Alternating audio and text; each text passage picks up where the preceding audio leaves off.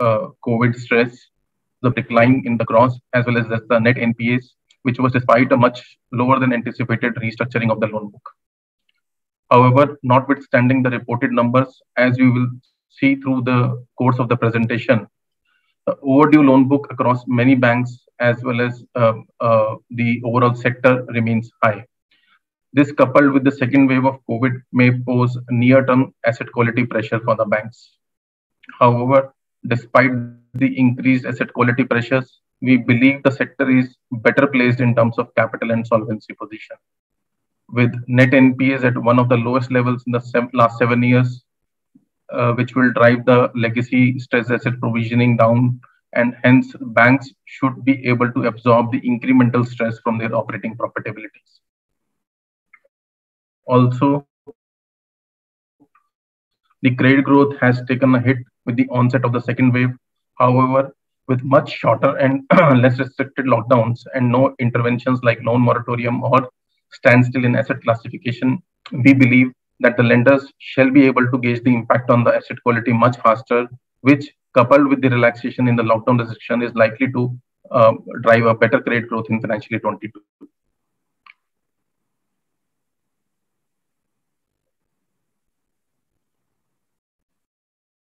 Yeah. Further, we believe that the capital infusion by the Government of India for public banks is sufficient, and not only for the enhanced capital requirements, but also to push for the higher growth if required.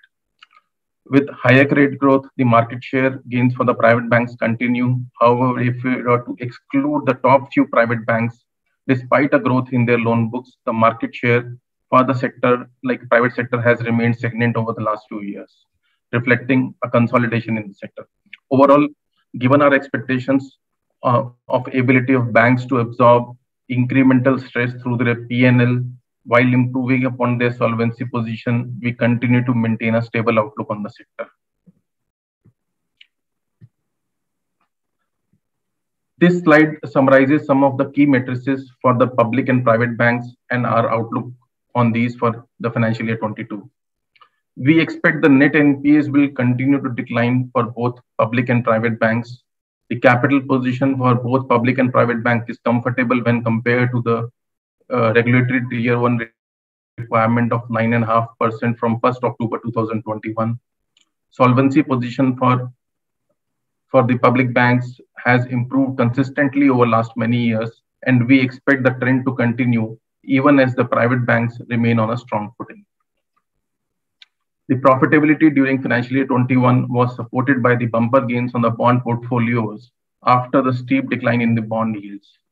Though we expect the operating profit for the banking sector to improve in the current financial year, that may not likely result in a similar increase in the bottom line, as the gains on the overall bond portfolios are likely to remain muted in financial year 22. I will now hand over the session to my colleague Ashay for taking you forward in the presentation. Ashay, over to you. Thank you, Anil. Coming to our trends in credit and deposit growth.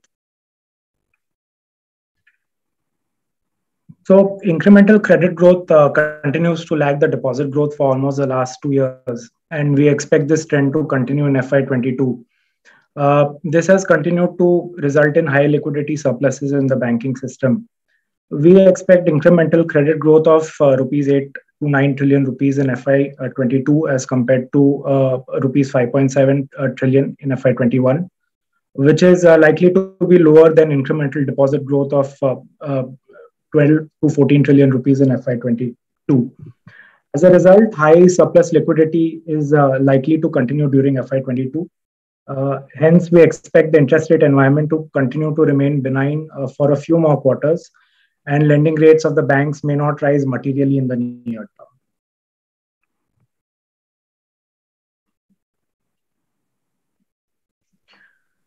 Even as the credit growth of public banks remained steady at 3 to 4% during FY21, private banks resumed credit growth during the second half of fiscal 21, after some clarity emerged on the impact of moratorium on asset quality.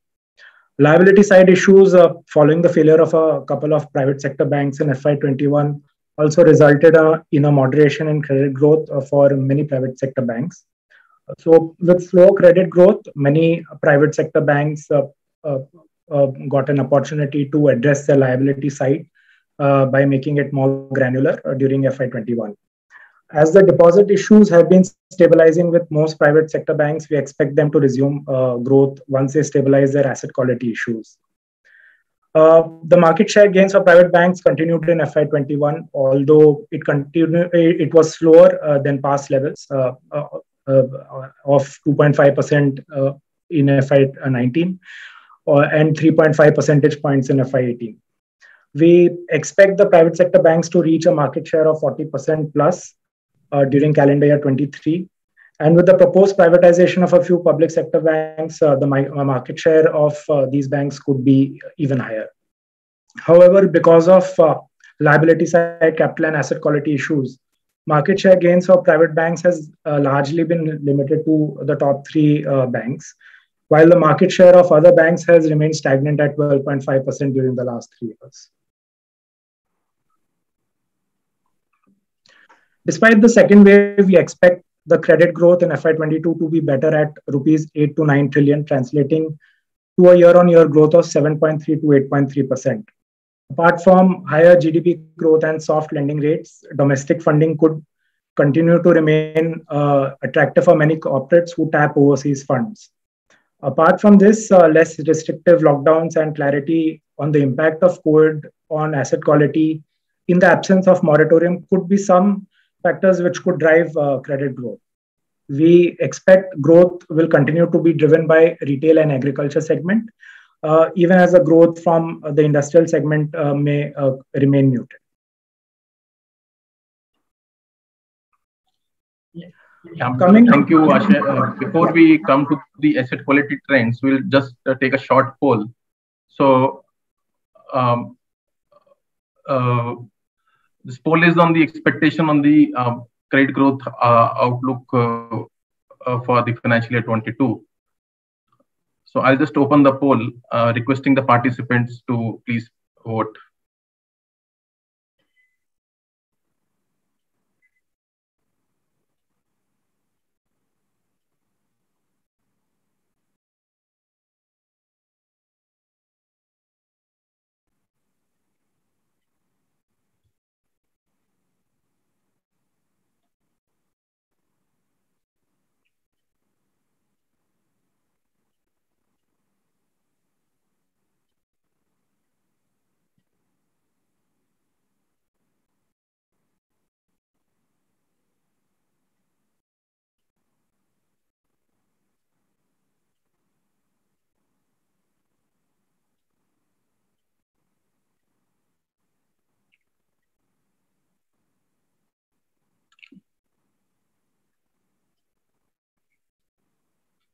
Yeah, thank you for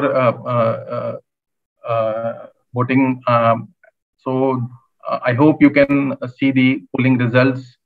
So largely in line with our expectation, the participants, majority of them also feel that the credit growth should range between 6 to 10%, and it is likely to be higher than what we saw in financial year 21.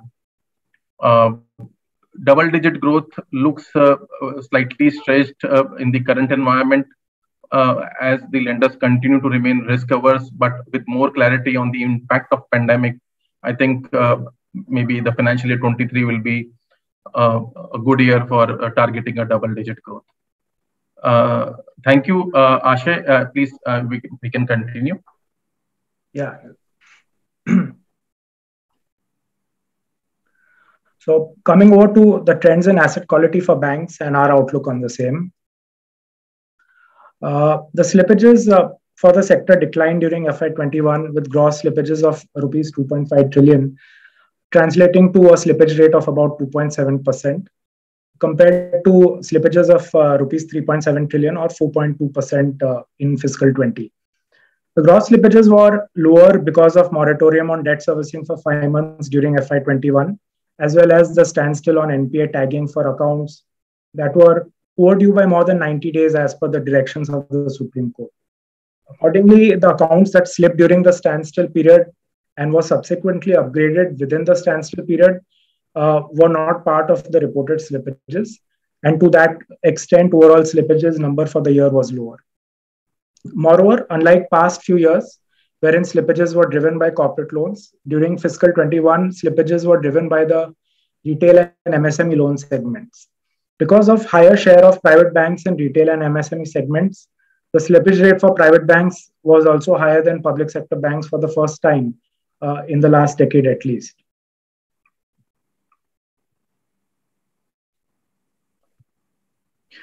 Within lenders, the banks, as we can see in this chart, which had higher presence in the unsecured segments like microloans, credit cards, personal loans, these segments saw higher slippage rate. Lenders having presence in secured but self-employed segments such as commercial vehicles and MSME also saw relatively higher slippage rates. Lenders that have strong presence in salaried loan segments saw relatively lower slippages.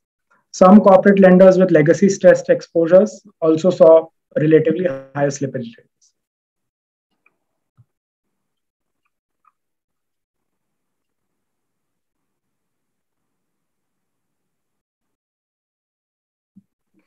The slippages were lower despite much lower than anticipated loan restructuring.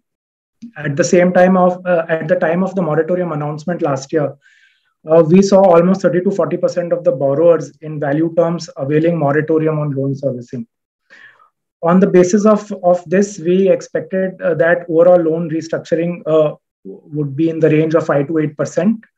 However, on the basis of tighter criteria around restructuring norms, liquidity support under ECLGS, and faster turnaround in economic activity, the overall restructuring was lower than what we had estimated.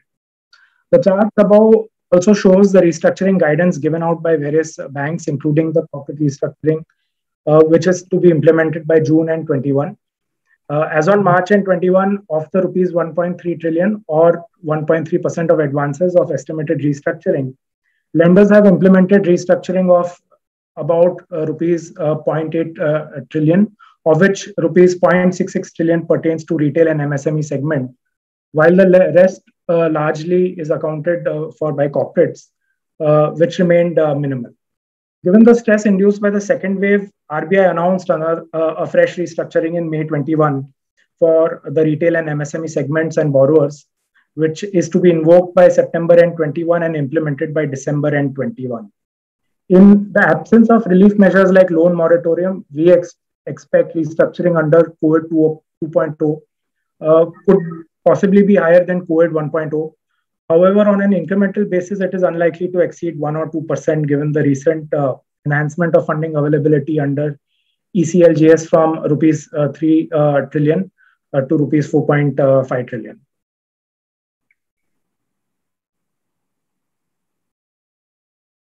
Even as the bank surprised on the reported asset quality and restructuring numbers, we continue to remain watchful on the underlying stress on cash flows of borrowers because of COVID and the consequent impact of these on the asset quality of banks.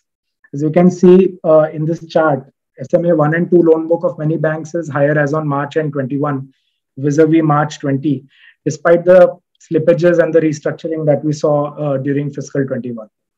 We believe that these overdue loans could be a source of potential slippages in the first half of this fiscal, as the onset of the second wave could have severely impacted the ability of the borrowers to service their loan obligations, particularly in the first quarter of this fiscal. The full impact of the second wave will be visible in the second quarter results of the current financial year.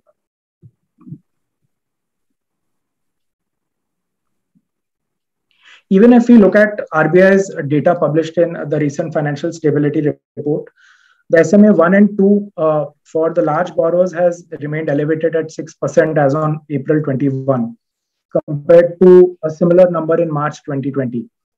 Over and above this data on large borrowers, there will be smaller borrowers, which will also be a potential source of stress.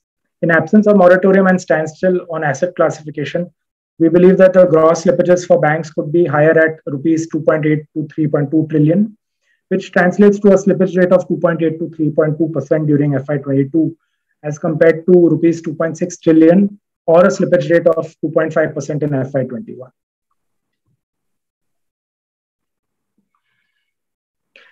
While we expect slippages or the slippage rate to increase, we expect the gross NPA to remain at 8 to 8.3 trillion rupees by March 22, which will be similar to March 21 levels.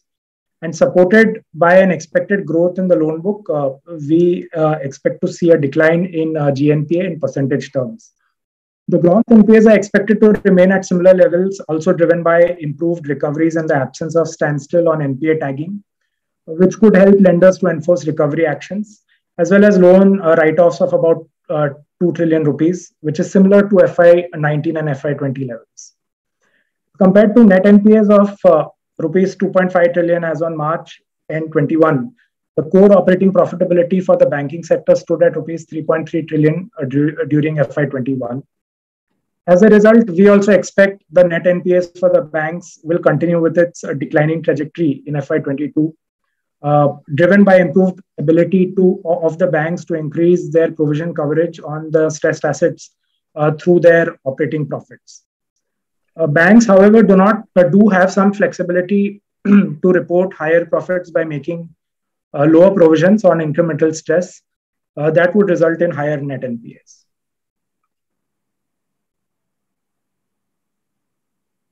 As proposed in the Union Budget for fiscal 22, the National Asset Reconstruction Company is likely to commence its operations soon. And banks have identified around 25 large NPAs totaling about 880 billion for transfer to the NARC in the first phase.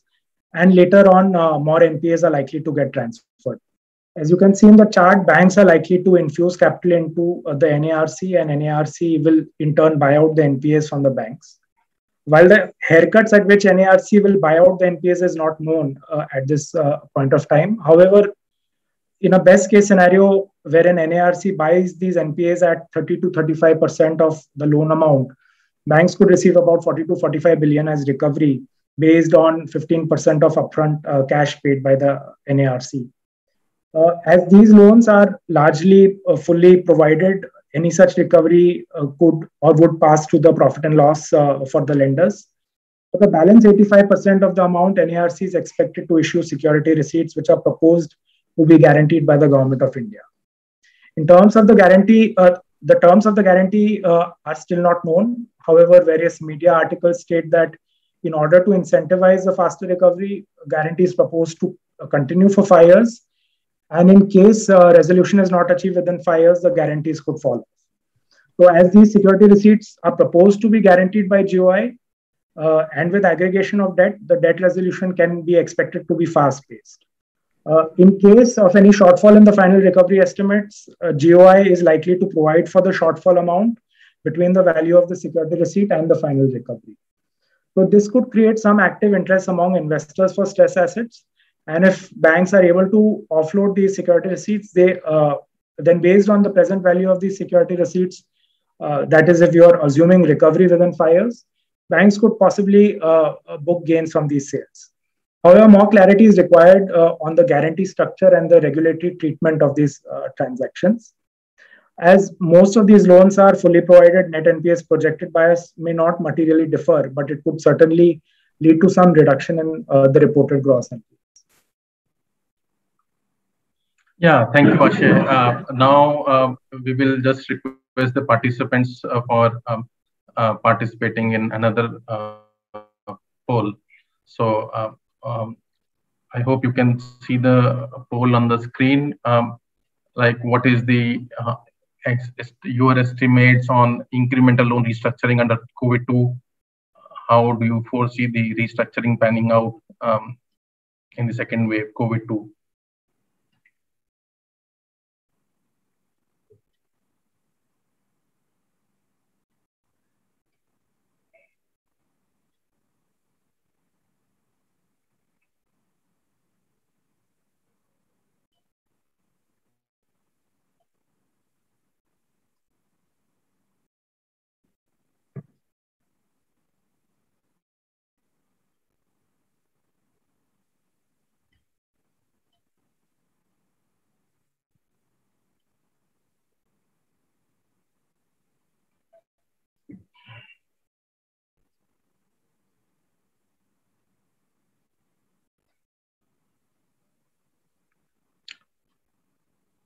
So thank you for your responses.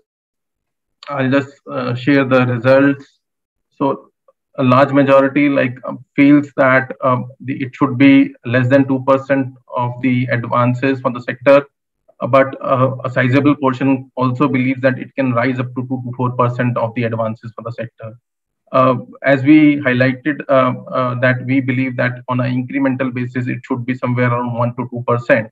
So it does goes with the majority view. However, given the situation, given the stress which we have seen, high level of overdue loan book, it remains a monitorable. So whether it touches 2 to 4%, we need to see. So thank you. Over to you, Ashay. Yeah, thanks, Anil. So coming to the section on trends and outlook on profitability. So FY21 was a bumper year for banks in terms of gains on their bond portfolio. To put things into perspective, the bond portfolio gains accounted for almost 2/3 of the reported PBT for public sector banks in financial year 21. Also at rupees 316 billion, the bond portfolio gains surpassed the capital infusion of 200 billion by GOI into public sector banks. Excluding SBI, the bond portfolio gains were higher than the reported PBT of the public sector banks, as you can see in the chart on the right-hand corner. Bond portfolio gains were also higher for private banks in FY21 as compared to the previous year. Supported by the large gains, public sector banks turned profitable in FY21 after almost 5 consecutive years of losses. With a large sovereign borrowing program, limited scope of further decline in bond yields, and rather recent hardening in bond yields, the scope of similar gains looks unlikely in the current fiscal financial year 22, which will weigh down the net profitability for the banks. Despite a stressful year, the banks reported satisfactory bottom line. This was aided by expansion in their net interest income, despite a slow credit growth, but mainly supported by lower cost of deposits. So the growth in net interest income was sufficient to offset the pressures that banks faced in their fee income because of lower business activity, particularly in the first half of fiscal 21. During Q4, because of a rise in slippages, as the standstill on asset classification was lifted, the reversal of accrued interest led to lower growth in net interest incomes. The banks also provided an estimated amount of rupees 40 billion on account of the waiver of compounded interest charge during the moratorium period from borrowers having a borrowing of more than 2 crore from the banking system. Earlier, the compounded interest waiver for smaller borrowers that was provided as relief by GOI was borne by GOI itself.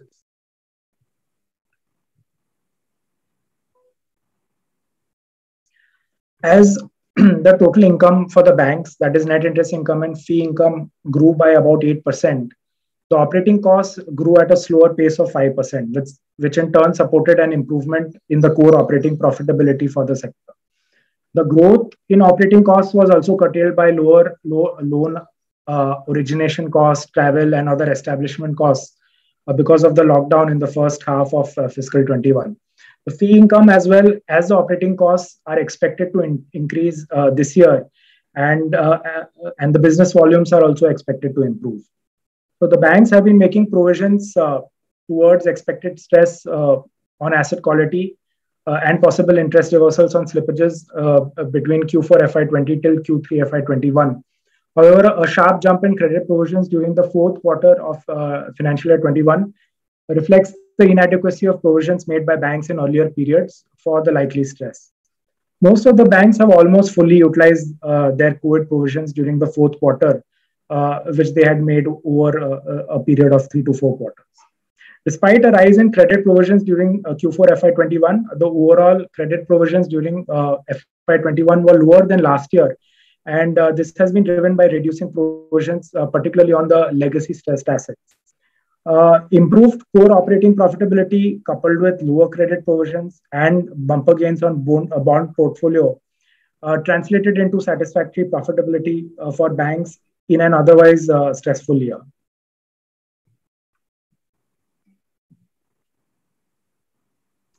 As mentioned earlier, most of the banks have utilized their COVID provisions that they had made during last year against the slippages during Q4 FY21. As per our estimates, only very few private banks are carrying meaningful floating or COVID provisions, which amounted to about 0.6% of their advances as on March end 21. Public banks, on the other hand, the number was lower at 0.1% of their advances. With expectations of higher slippages and lower net NPAs by March 22, we expect credit provisions for the sector could remain elevated for financial year. Despite elevated credit provisions, we expect the profitability for the sector to remain steady in the current year, supported by increased operating profits driven by improved loan growth. However, in the absence of bond portfolio gains similar to what we saw last year, improvement in bottom line may remain limited. So with limited legacy stress asset provisioning, we expect most public banks to remain profitable henceforth. I will. Yeah. Thank you, Ashay.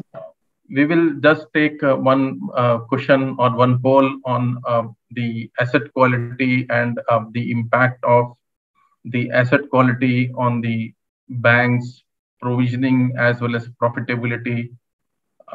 How do participants view how long the asset quality pain and the provisioning pain will continue to impact the profitability for the sector?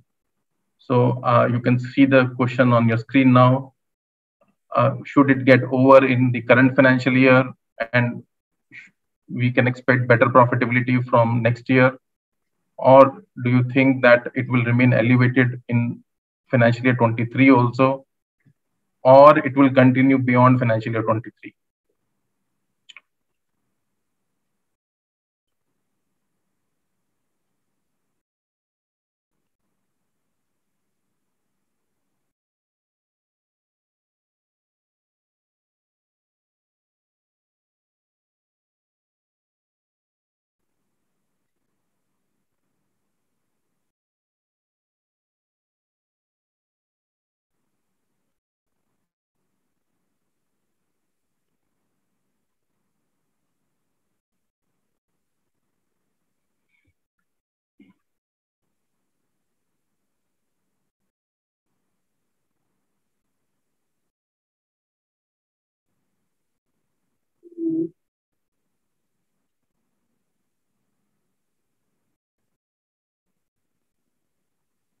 Okay, thank you for voting.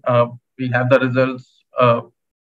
Majority of the participants believe that the asset quality pain and the provisioning pain can continue in the next year also, though a sizable portion do believes that we could expect better profitability from next year, financial year 23 onwards. Yeah, situation does remain fluid. It is a divided house, whether the stress on asset quality gets over and provisioning gets over in the current year, or it will spill over to next year. There are a lot of variables which are moving around. For example, the ECLGS borrowers itself, there has been an increase in indebtedness of the borrowers who have availed funding in ECLGS. The liquidity has improved their debt servicing ability, but will their business volume survive enough to support the increased level of debt servicing which they have taken under ECLGS? So these issues possibly will get more clear in next year, financial year 23. And in case the business activities don't revive meaningfully, there could be pain on asset quality, which can continue even next year, FY23 also. So thank you. I'll just now take over on the subsequent section on the capital position and the capital requirements for the bank, how they are placed. So most of the public banks have improved their capital position in financial year 21, along with the reduction in their net NPA. So there was a simultaneous improvement on the both parameters, leading to an improved solvency profile. Some public banks were also able to raise capital from the markets, unlike past many years where they have been largely relying on the government of India for support of capital. because of their weak financials and earning outlook. However, now with an improved earning outlook, the investor appetite towards these public banks have been improving. With expectations of profitable operations, like we expect them to remain incrementally profitable, we expect that the regulatory capital requirements for banks to remain limited, and they could require some growth capital requirements because internal accruals, as we discussed previously, are going to improve, but they are not going to be very strong for the public banks. If you look at the recapitalization in financial year 21, unlike the past years, when the capital infusion was through interest-bearing bonds, the capital infusion during financial year 21 was through zero coupon bonds. As we can see in the table on the right side, let's say a bank which gets a capital infusion of 5,000 crores or 50 billion through a zero coupon bond at the present value of this bond at a 7% discount rate will be closer to rupees 22 billion. And if this adjusted value of capital is used to calculate the core capital ratio or the solvency ratio, the adjusted numbers could remain look weaker.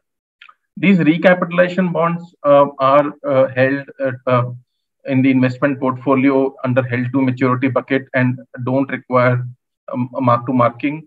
But in case there is future requirements, it can have a substantial impact on the value of these bonds, and accordingly, the losses could have an impact on the net worth and capital.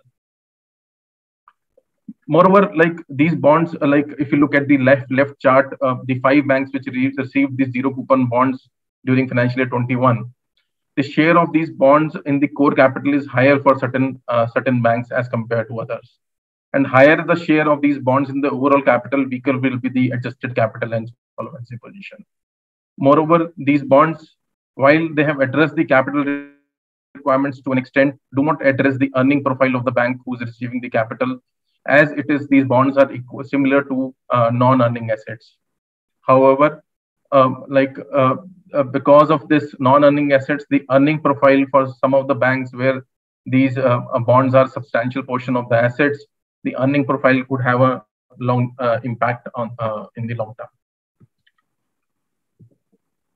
Coming to our estimates on the capital requirement for public banks, we have estimated a growth of around 5 to 6% in their risk-weighted assets and a capital cushion of 0.5 to 1% for each bank, depending on the rating level, apart from the requirement for being a systemically important bank. We also have built in the capital raise done by the banks during the first quarter of the financial year and the expected profits and losses for the financial year 22. Based on these expectations, we believe that the budgeted capital of 20,000 crores by GOI should suffice the capital requirement for the sector of the public banks in the current year, while meeting the enhanced regulatory capital requirements from 1st October 2021. With better capital and funding position and earning outlook, we believe public banks are better placed to support a higher credit growth if the demand were to revive. Coming on to the private banks, most large private banks have raised equity capital during financial year 21, totaling to almost rupees 53,000 crores or 1.3% of their risk-weighted assets. However, some banks which have weak capital cushions as well as high net NPAs, thereby driving weak solvency position, will need to raise capital in the coming quarters. Some large private banks have also call options on their AT1 bonds, which is falling due in financial year 22 and 23, which totals to around 26,000 crores or 0.7 to 1.3% of their risk-weighted assets. We expect all these banks are well placed to recall their AT1 bonds on the due dates for respective call options. Coming to our estimates for capital requirement for private banks over the current year and next year, based on our estimates of around 9 to 10% growth in risk-weighted assets for financial year 22 and in subsequent year, and a capital cushion of 0.5 to 5% over regulatory requirement, depending on the rating level for each bank, we estimate the private banks could require anywhere between 100 to 130 billion of capital. However, this is largely concentrated towards few banks, as we can see in the left chart. and the capital requirement for some of these banks is sizable in relation to their market capitalization. So before we move on to the next section, just a small last poll on what is the view of the market participants on the burden of recapitalization, which has been quite huge on the government during the last few years. Does the market believes that GOI is largely done with the recapitalization of the banks, or its burden could remain high in the coming year? So launching the question now.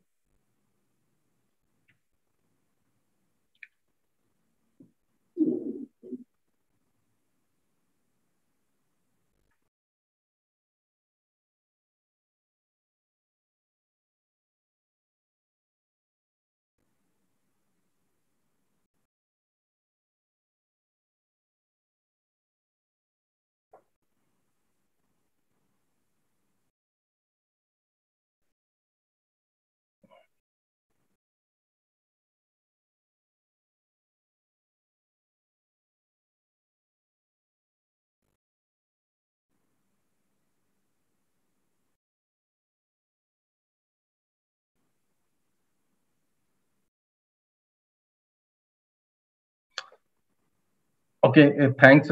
We have got the results. Largely, I'll share the results. So, large portion of our market participants do believe that the incremental capital requirement or the recapitalization burden for the government is not going to be high, and it is going to be limited to some weak banks. So, uh, uh, however, if you were to include the first 2 points, overall the perception or the belief is that the incremental burden on the government looks low for the recapitalization of public banks. So moving on to the last section on the trends in the rating action.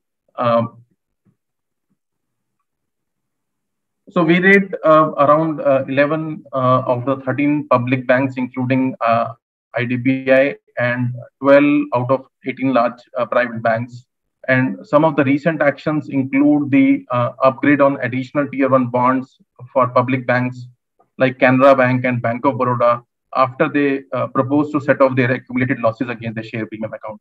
This accounting adjustment improves the distributable reserves which are available for coupon payment on these AT1 bonds in a year of loss. And though it is subject to regulatory approval, however, ICRA notes that many public banks have already received regulatory approval for the same. ICRA has also upgraded the short-term rating on IDBI by 1 notch to A1 plus, and Punjab National Bank by a notch to AA stable last year, which in turn was supported by their improved liquidity and capital positions. The upgrade also included the rating on Yes Bank after a sizable capital raise through follow-on public offer. And the downgrades were limited to one public sector bank during last 1 year. And it continues to remain on a negative outlook despite a sizable capital infusion by GOI, as the outlook on asset quality and earning remains weak. As we highlighted earlier, the capital and solvency position on adjusted basis based on the present value of zero coupon bonds could be weaker as the capital infusion by GOI was through zero coupon bonds. With this, we will end the presentation, and we'll be happy to take the questions. And the participants are requested to type their questions in the chat box, which we'll take.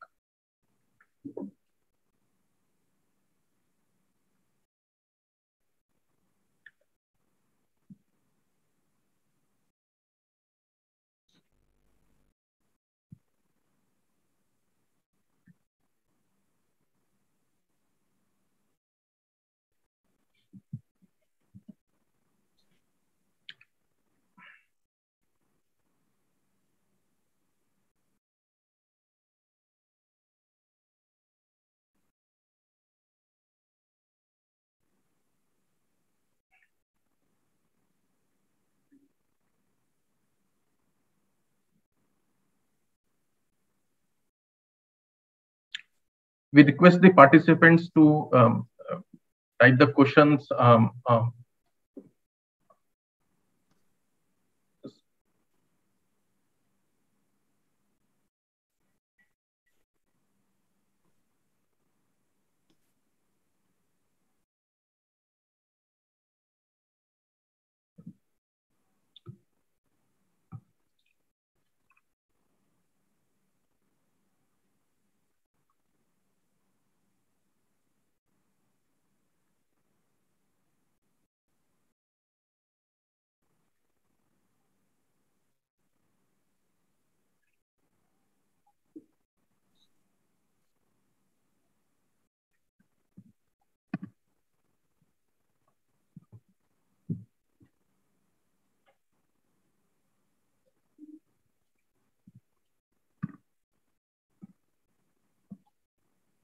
Yeah, Anil, there's one question on our view on the banking sector outlook and the deviation in relation to what RBI is saying via the financial stability report. So, you want to address that? Sure. I think the question pertains to the outlook on the asset quality, the gross NPAs, and the projections done by us. So financial stability report does talk about gross NPAs of, I think, close to 10% to 12%. So just a point that if you look at the assumptions which the RBI does take or built into their projections, it's more of a stress case scenario.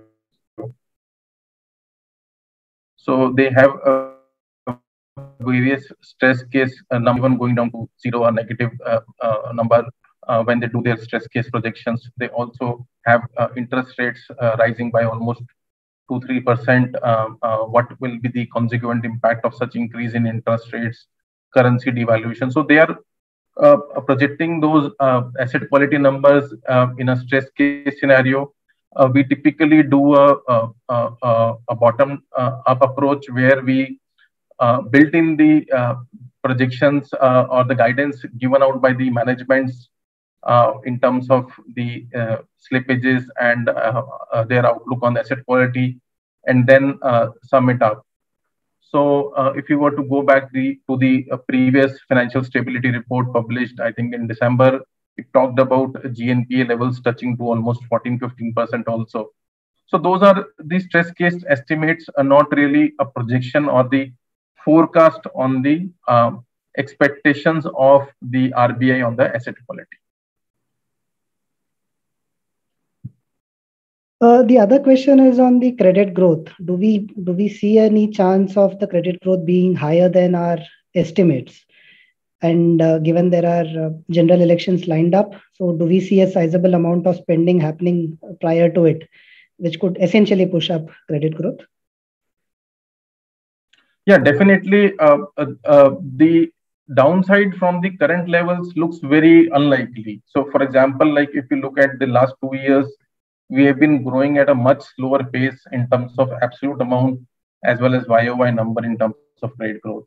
So the downside from the current levels look very unlikely, and it is all about how the demand from the industrial segment, which has been quite laggard in terms of the credit growth, how that picks up.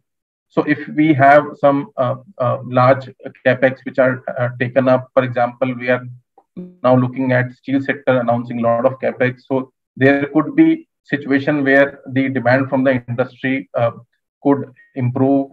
Yes, there is a infrastructure spending which is also being talked about. There could be a large demand coming from that segment.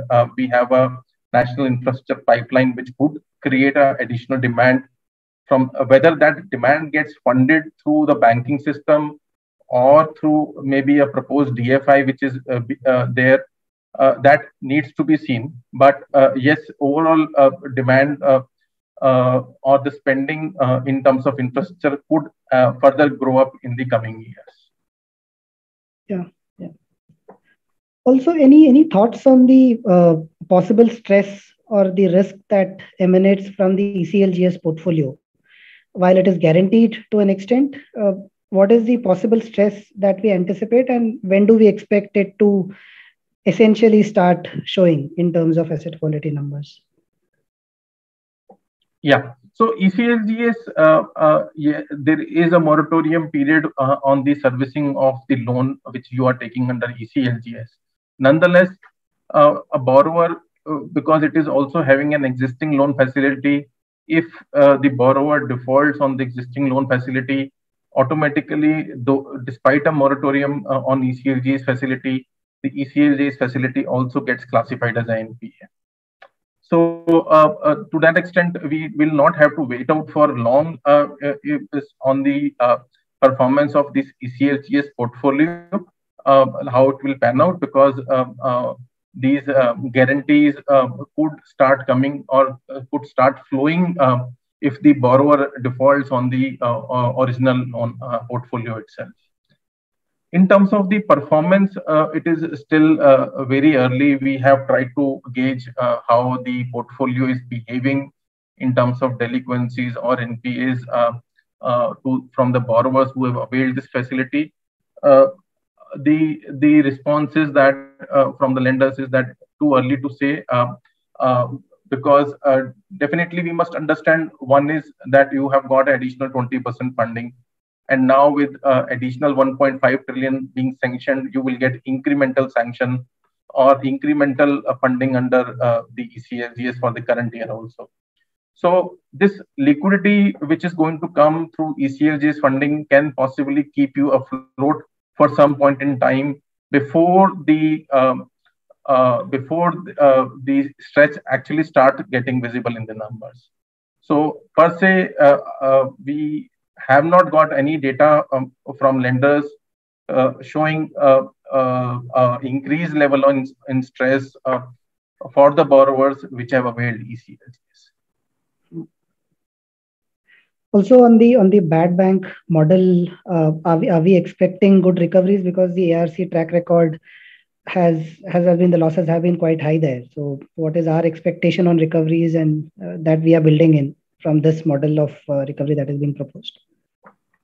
Sure. So these numbers which we discussed on the ARC, this is largely based on some guidance or some estimates which have been given by one or two banks on the earning call, but it will all depend on which all accounts actually go under the first phase of resolution. So the media has floated out certain names. Prima facie, the estimate of 30 to 35% recovery looks on a higher side. And given if those names are actually correct, so we don't officially have the names, but we know the names which are being there in by way of media reports, and doesn't looks very promising in terms of the recoveries which could happen. Like 30-35% looks to be a quite optimistic number, but again, if you have to back calculate the guarantee amount which is being talked about, the guarantee amount which is being talked about is around 30,000 crores on the security receipt. So it will come closer to, if you look at this table where we are pegging the guarantee at around 22 to 26,000 crores. So it should come closer to what we have estimated in terms of recovery. But as I mentioned, it looks slightly optimistic. Okay. There are a bunch of questions about additional tier 1 bonds. One, our expectation on the market appetite for these bonds. Secondly, there are some banks looking at overseas, borrowing via the 81 route. Thirdly, on our rating actions on some of these 81 bonds, which is before the regulatory approval of setting aside the existing losses with share premium. So broadly, 3 questions around 81 bonds.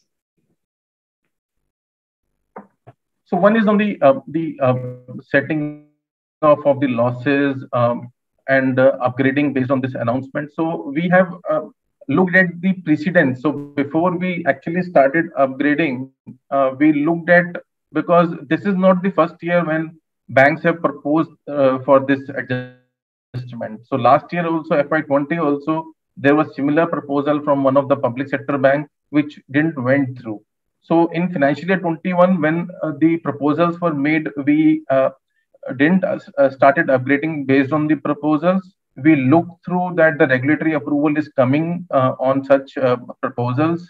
And when the regulatory approval started coming in, and we also checked, like some banks, like these banks also have RBI nominees on their board. So when the board approval is there, it is not the proposal by the bank, but we also look through the board approvals. Board approval should be there, and we have a precedence from where regulator has been giving out these approvals. So we have taken into this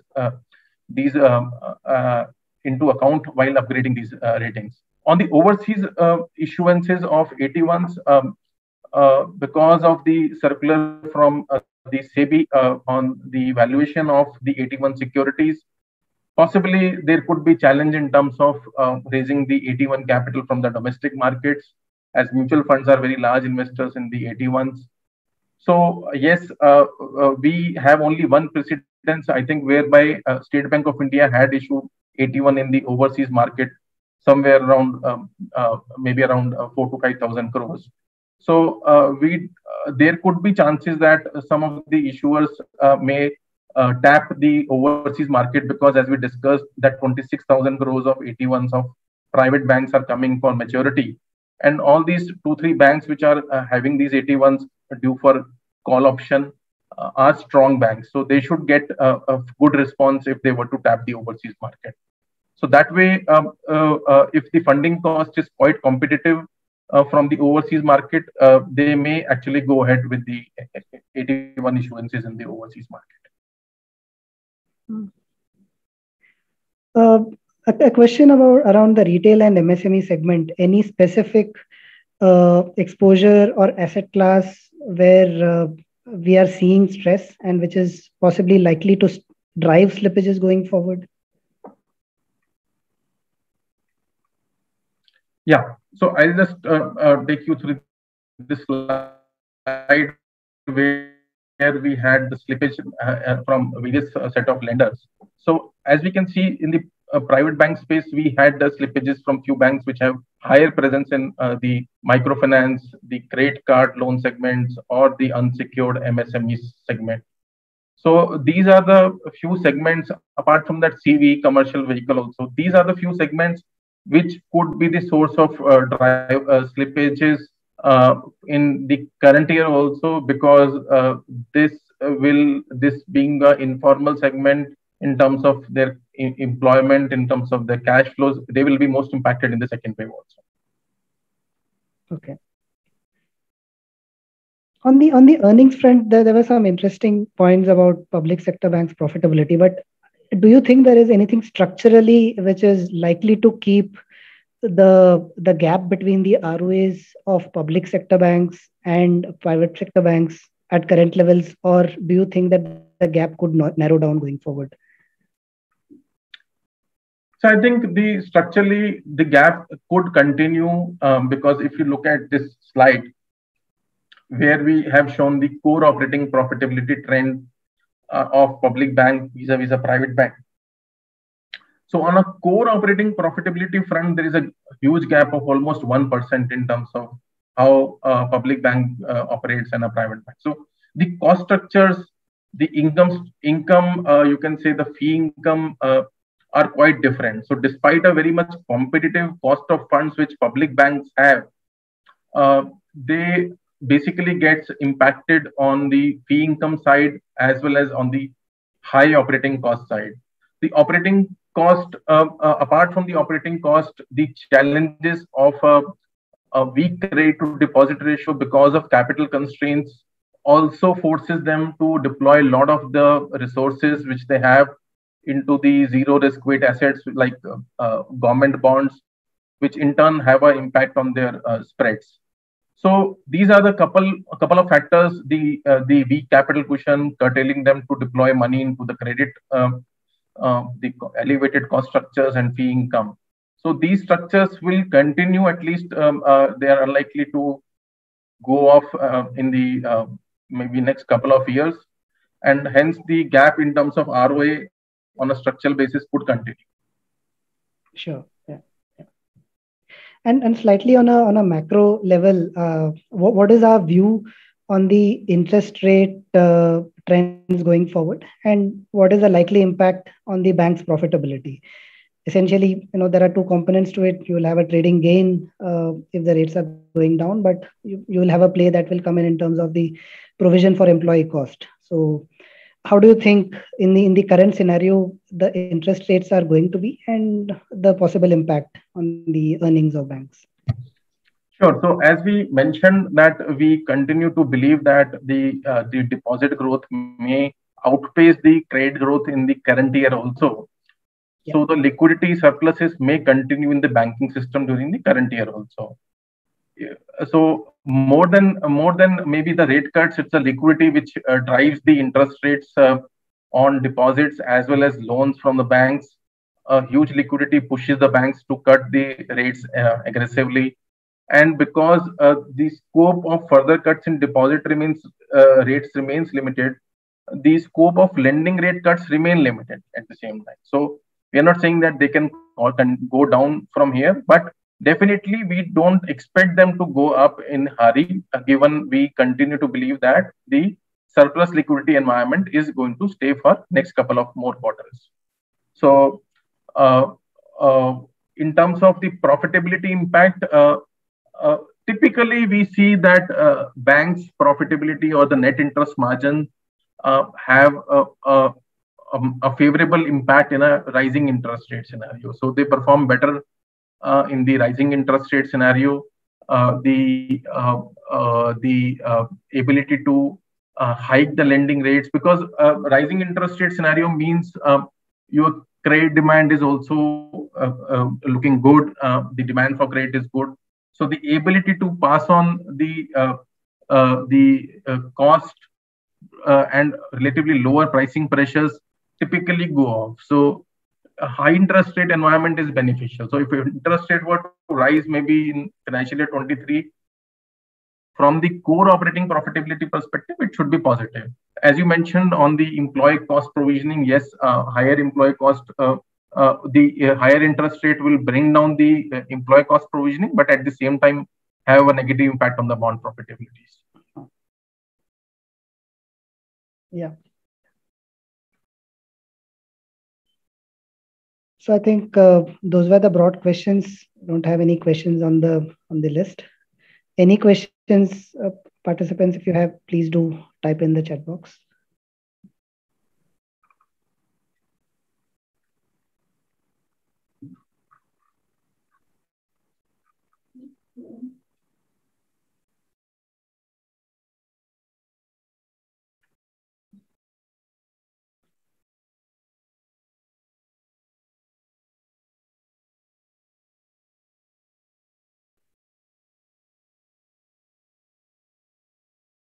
Yeah, one technical query here. I think this is, I think, regarding one of our presentations where you're talking about 12 private sector banks, 18 mentioned rated, but the graph shows only 11. So yeah, it is actually 11. So one of the ratings got recently withdrawn. So that is a typo, but we have one rating withdrawn recently. Okay. And there is another question on the MFI sector and the banking exposure. And if you can also touch upon the small finance bank in terms of the asset quality outlook. Yeah, sure. So asset quality outlook for the micro segment does looks challenging in terms of the overdue loan portfolios. The overdue loan portfolio is quite high, and we were looking at these delinquencies on a downward trend till March, but these have again started going up in the month of April and May. June looks slightly better, but still continue to remain a worrisome situation in terms of the overdue loan books. So that way, it is challenging for the lenders who have high concentration in this segment. Overall, from the banking sector, the loan portfolios from the entire sector should not be more than maybe around 40,000 crores, less than 0.5% of the banking sector advances. So that way, not going to have a material impact on the banking side, but some of the institutions like the small finance banks could have a relatively higher share in this segment and could have a relatively larger impact as compared to universal commercial banks. And there's one more question, essentially on banks' exposure to the NBFC sector and the possible stress or the slippages that you anticipate on account of the decline in the collection efficiencies that we are seeing in some of the NBFCs. Yeah, so incremental lending to NBFCs has been very limited in the last 1 year. One is the growth in the AUMs for the NBFC itself moderated during the last year. So that is one. And second thing is the NBFC's stress and possible impact on the banks.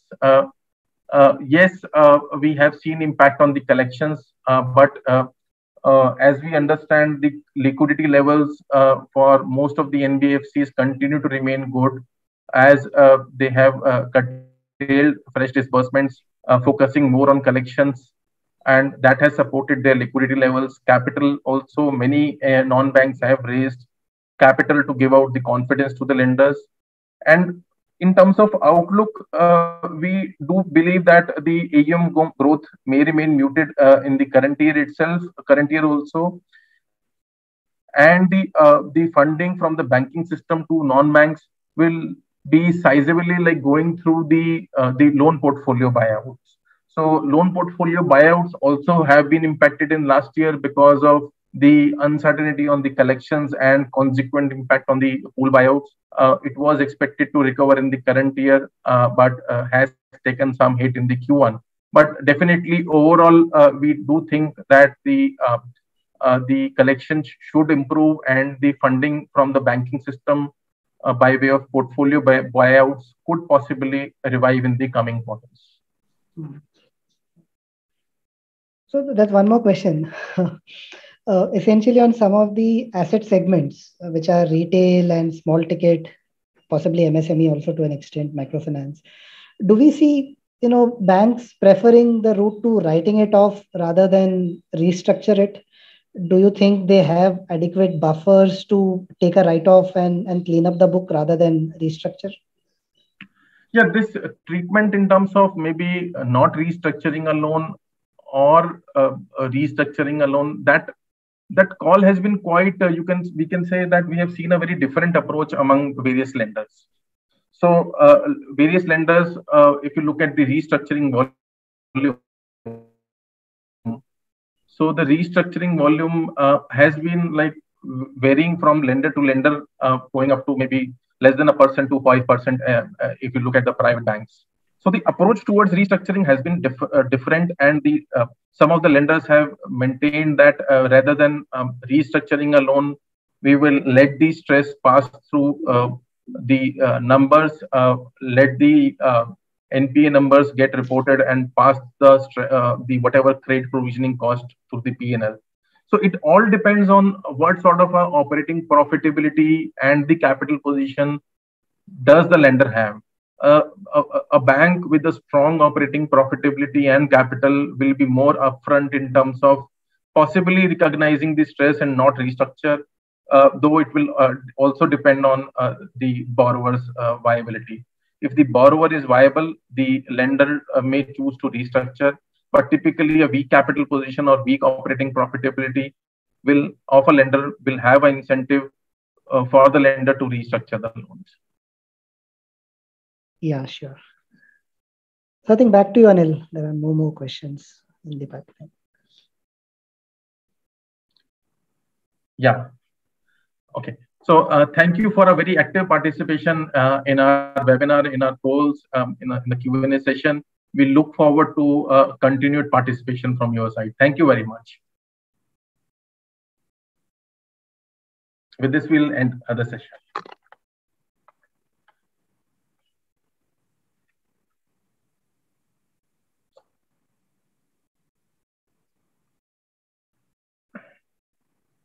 Recording stopped. Yeah, Karthik. Can you hear me? Yeah, Anil. Okay. तुम्हारा आवाज शुरुआत में थोड़ा break हो रहा था। Ram ping. हाँ, मुझे लगा मेरा लाइन खराब है क्योंकि सवेरे से मुझे भी थोड़ा सा ऑन ऑफ हो रहा था मेरे लाइन पे, so I wasn't sure was it my line or some other line. Then I just saw Ram's message, so possibly ठीक है. Anyway, after that message, thankfully the audio from your end was clear. Okay. I think may not be an wow thing, but हाँ ठीक ठाक हो गया Karthik. हाँ, अच्छा हो गया. लास्ट वाला क्वेश्चन तो मैं तो एमके को पिंग कर रहा था, लास्ट वाला क्वेश्चन अवॉइड करो, उसने घुमा फिरा के पूछ लिया. हाँ, बंधन वाला. बंधन का यार, मैं तो पूरा यार एंटिटी स्पेसिफिक बताना, will not disclose entity specific, but anyway तो उसने वो सवाल ऐसे ही पूछ लिया। ठीक ठीक है, चलो Okay, Karthik, yeah. ओके।